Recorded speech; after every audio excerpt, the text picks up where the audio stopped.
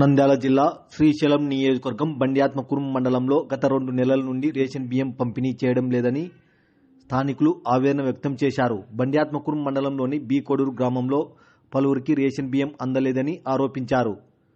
Ration బియ్యం ఇంటి వద్దకే లబ్ధిదారులకు డోర్ డెలివరీ చేయాలన్న లక్ష్యంతో ఎండియు వాహనాన్ని రాష్ట్ర ప్రభుత్వం ఏర్పాటు చేశారని, పేదల శ్రేయస్సు కోసం సీఎం కృషి చేస్తున్నారని, అధికారుల పర్యవేక్షణ లోపంతో పేదల కోసం ప్రభుత్వం అందజేస్తున్న బియ్యాన్ని కూడా సక్రమంగా ఇవ్వడం లేదని స్థానికులు ప్రశ్నిస్తున్నారు.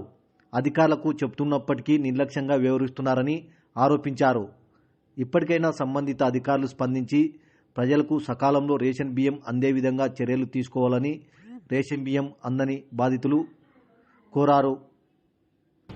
ఎన్ని రోజులు వీళ్ళు బియ్యం ఏక మీకు? మా ముసలాయకు 2-3 నెలలు వేయడమేలే. ఎందుకు వేయడం లే? ఇక్కడ రావడం లేదా? వస్తున్నాడు, ఎత్తలే అయిపోయినాకంటాడు, రాడు. మేము పోతే ఈ నెల అయితే అప్పుడెత్తలే అన్నాడు. రాలేదు ఈ నెల రాలేదు. గురువు రాలే. ఈ పేడకు తిరుగుతానే నిలబెట్టి నేను వేసుకుంటా ఉంటేనే అని పోయినాడు. వాడు పిల్లగాడు చంపిస్తున్నాడు. ఇంతవేని ఒక పొట్టగాడు, ఇంతవేని పిల్లగాడు. మామూలుగా అయితే మీకు ఎక్కడ బండి నిలబెడతారు? 3 నెలలే మా బాలే ఆడ. మీ ఇంటికాడికి రావడం లేదా బండి? ఈ నెల వాడు నిలబడితే వేసుకుంటా. అదే మా ఇల్లు. అంటే ఇప్పుడు రావడం లే అయితే ఈ పేటకు రావడం లే, ఆ పేటకు రావడం లే.